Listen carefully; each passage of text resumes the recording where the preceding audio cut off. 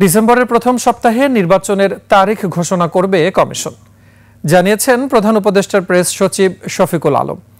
নির্বাচন কমিশন বিভিন্ন মন্ত্রণালয়ের উপদেষ্টা ও আইনশৃঙ্খলা বাহিনীর সাথে প্রধান উপদেষ্টার নির্বাচনী বৈঠক শেষে একথা জানান তিনি। নির্বাচন বানচালে ঘরে বাইরে থেকে ষড়যন্ত্র মোকাবেলায় সবাইকে সোচ্চার থাকার আহ্বান জানিয়েছেন প্রধান উপদেষ্টা। আদিত্য মামুনের রিপোর্ট।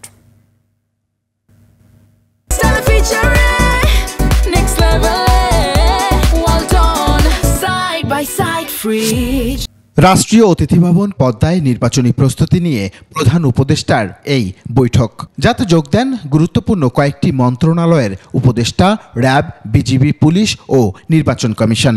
উৎসবমুখরভাবে নির্বাচন অনুষ্ঠানে দায়িত্বপ্রাপ্ত কর্মকর্তাদের বদলি পদায়ন ছাড়াও অপপ্রচার রোধে করণীয় নিয়েও আলোচনা হয়।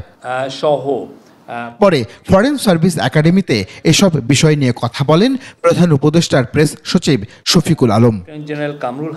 নির্বাচন ঘিরে সামাজিক মাধ্যমে অপপ্রচার ও মিথ্যা তথ্য রোধে দুটি কমিটি গঠন করা এবং 15 নভেম্বরের মধ্যে নির্বাচনী এলাকায় দায়িত্বপ্রাপ্তদের নিয়োগ চূড়ান্ত করার নির্দেশনা দেওয়া হয়। অলরেডি একটা লিস্টও করে ফেলেছেন 64 জনের, যে কোথায় কাকে কোথায় দেওয়া হবে এবং এটা যাতে র্যান্ডমলি হয় এবং এই বিষয়ে যাতে সর্বোচ্চ নিউট্রালিটি এবং আনবায়াস থাকে সেই বিষয়ে আজকে চিফ অ্যাডভাইজার বারবার বলেছেন। 2014, 2018 এবং 2024 সালের নির্বাচনে যে সকল কর্মকর্তা দায়িত্বে ছিলেন তাদের আসন্ন নির্বাচনের দায়িত্ব না দেওয়ারও সিদ্ধান্ত নেওয়া হয় বৈঠকে। একই সাথে নির্বাচনী দায়িত্ব পালনে যারা থাকবেন তাদের প্রশিক্ষণ নিশ্চিত করার নির্দেশনাও আসে বৈঠক থেকে। ম্যাজিস্ট্রিয়াল রোলে যারা আছেন তারা যাতে এমন কোনো পদায়ন না হয় যিনি গত 3টা ইলেকশনে ইনভলভ ছিলেন, সেখানে তারা রিটার্নিং অফিসার হন বা পোলিং অফিসার হন বা অ্যাসিস্ট্যান্ট রিটার্নিং অফিসার হন।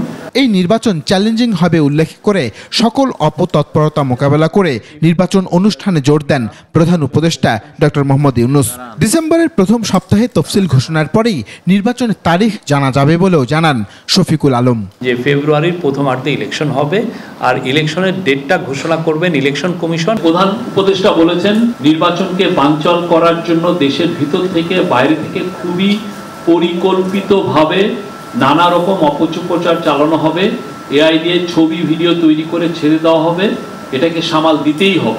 এছাড়া নির্বাচনে শৃঙ্খলা রক্ষায় সেনা ও নৌবাহিনীর 92,500 জন নিয়োজিত থাকবেন বলেও জানানো হয়। আর্মি পুরো বাংলাদেশের। আদিত্য মামুন, 21 টেলিভিশন, ঢাকা।